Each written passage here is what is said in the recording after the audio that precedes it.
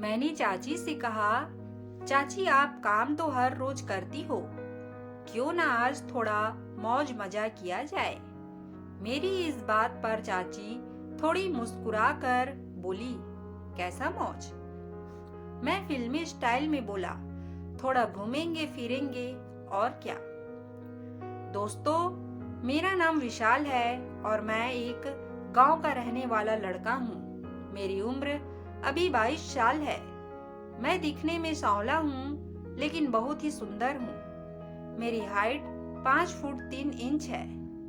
मैं अपने घर का सबसे लाडला बेटा हूँ। मेरे भाई बहन और मेरे दादा दादी सभी लोग मुझसे बहुत प्यार करते हैं, क्योंकि मेरी 2 बहन ही हैं और मेरे चाचा की भी 3 बेटियां हैं। यानी कि मैं अपने परिवार में इकलौता बेटा हूँ, इसलिए सभी लोग मुझसे बहुत प्यार करते हैं। मेरे पापा कॉलेज में प्रोफेसर है और मेरी मम्मी हाउसवाइफ है। मैं अपने दादा दादी के साथ गांव में रहता था। घर पर मैं और दादा दादी ही रहते थे। बाकी सभी लोग आसपास के शहरों में रहते थे। ये कहानी 6 महीने पहले की है। तब मैं ग्वालियर शहर में रहने आया था। एक दिन दादी ने मुझसे कहा, तू कुछ दिनों के लिए अपने चाचा चाची के घर पर चला जा। मैं झट से मान गया और अगले दिन तैयार होकर गांव से निकल गया। आगे बढ़ने से पहले मैं आपको अपनी चाची के बारे में बता देता हूँ। चाची देहरादून शहर में रहती है। चाची की शादी को करीब 11 साल हो चुके हैं। उनकी 3 बेटियां हैं। चाचा जी सारा दिन काम पर रहते थे और रात के 10 बजे थक कर वापस आते थे और दारू पीकर आते थे, तो बस खाना खाते और सो जाते थे। ये उन दिनों की बात है जब मैं उनके घर गया हुआ था। एक दिन चाची ने मुझसे कहा, विशाल, मुझे बाइक से क्लिनिक पर छोड़ आ। चाची एक महिला डॉक्टर के घर पर नर्स का काम किया करती थी। मैंने कहा, ठीक है, मैं छोड़ आता हूँ। डॉक्टर का घर थोड़ी दूर पड़ता था। हम दोनों घर पर से निकलने को रेडी हो गए। उस दिन चाची ने सूट पहना हुआ था, जिसमें वो बहुत सुंदर लग रही थी। चाची का वो भी उभरा हुआ है। जब मैं बाइक चला रहा था तो चाची की वो मेरे कंधे से रगड़ा रहे थे। मुझे तो बहुत मजा आ रहा था। कब टाइम मिले तो मैं चाची को वो करूं। कुछ ही देर में हम दोनों डॉक्टर के घर के सामने पहुंच गए। चाची बाइक से उतर गई। मैंने चाची से पूछा, कैसा लगा सफर चाची? चाची हंसकर बोली, तेरे साथ आने में बहुत मजा आया। मैं थोड़ा डर भी रहा था कि चाची मेरी बात से गुस्सा ना हो जाए। अब मैं उनकी तरफ देखने लगा। तभी चाची बोली, चल अब मैं चलती हूँ। तू जल्दी से बाइक घर लेकर जा। तेरे चाचा को भी अपने काम पर जाना है। मैंने चाची से कहा और बाइक मोड़ने लगा। इसी वक्त थोड़ी हिम्मत करके चाची को पीछे से आवाज लगाई। चाची रुक गई और मेरे पास आकर बोली, क्या हुआ? क्यों रोका मुझे? मैंने कहा, चाची आप मुझे बहुत अच्छी लगती हो। मेरी बात पर वो मुस्कुरा दी। मैंने चाची से कहा, चाची आप काम तो हर रोज करती हो, क्यों ना आज थोड़ा मौज मजा किया जाए। मेरी इस बात पर चाची थोड़ी मुस्कुरा कर बोली, कैसा मौज? मैं फिल्मी स्टाइल में बोला, थोड़ा घूमेंगे फिरेंगे और क्या।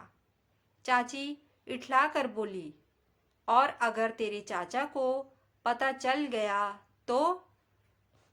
मैंने कहा, किसी को कुछ पता नहीं चलेगा, ना मैं कहूँगा और ना आप कहोगी। कुछ देर बाद चाची मान गई। उन्होंने मेरा फ़ोन लिया और डॉक्टर को फ़ोन करके तबीयत खराब का बहाना बनाकर छुट्टी के लिए कह दी।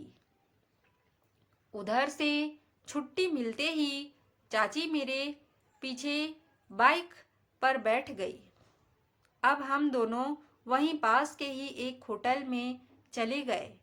मैंने वहाँ एक कमरा बुक कर लिया। फिर हम कमरे के अंदर गए। मैंने चाची से कहा, चाची आप थोड़ी देर आराम कीजिए, मैं बाइक छोड़ कर घर अभी आता हूँ, चाचा को जाना होगा। चाची बोली, हाँ ठीक है, पर जल्दी आना। मैंने कहा, जब तक मेरे मोबाइल में कुछ देख लो। चाची बोली, मोबाइल में बहुत देख चुकी हूँ, तू जल्दी जा और जल्दी वापस आ। मैं जल्दी जल्दी बाइक चलाता हुआ घर पहुंचा तो चाचा सामने खड़े मेरा ही इंतजार कर रहे थे। वो बोले, बड़ी देर लगा दी तुमने। तो मैंने जाम में फंसने का बहाना बनाया। चाचा बोले, ठीक है, मैं काम पर जा रहा हूँ। फिर मैं जल्दी से ऑटो लेकर उसी होटल में पहुँच गया। अब मैं और चाची एक दूसरे के सामने थे।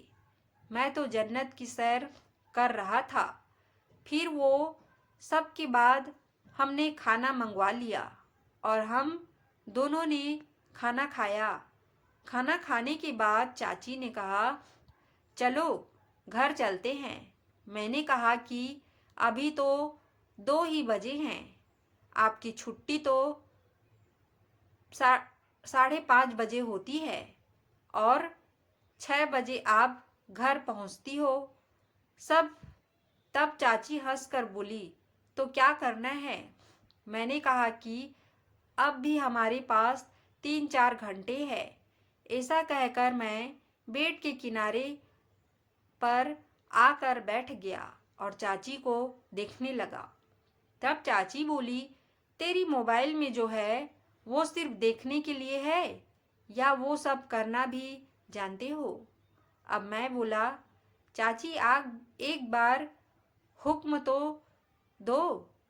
तब चाची ने हाँ में सर हिलाया और उसके बाद हम दोनों समुद्र के आगोश में समा गए। मैं धीरे धीरे चाची को वो पे वो करने लगा। फिर मैंने धीरे से चाची के दुपट्टे को साइड किया। फिर चाची की वो को सहलाने लगा। चाची भी जोर से मेरे कंधे को पकड़ ली और मुझे वो पे वो करने लगी।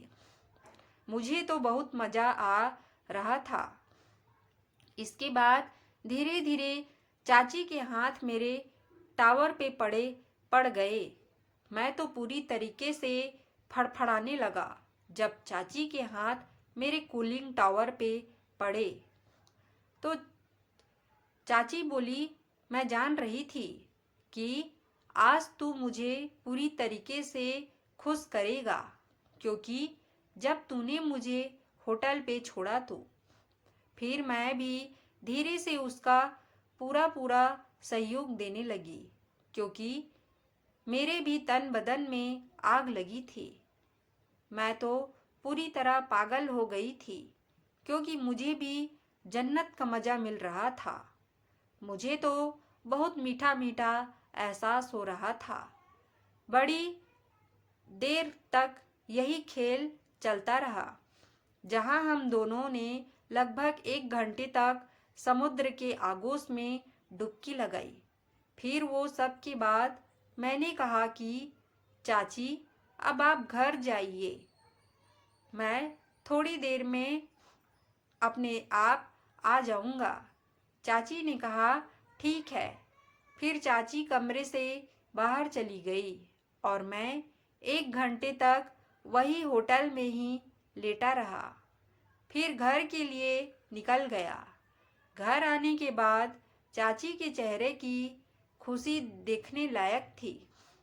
चाची ने बताया कि इतनी खुशी उसे 5 साल के बाद नहीं मिली, क्योंकि तेरे चाचा तो अब काम से आने के बाद तुरंत ही सो जाते हैं। तू अब यहीं रुक जा कुछ दिन, ताकि मैं जी भर के सराबोर हो सकूं। चाची की बात सुनकर मैंने हाँ में सर हिलाया। फिर लगभग 7 दिन तक वही रहा।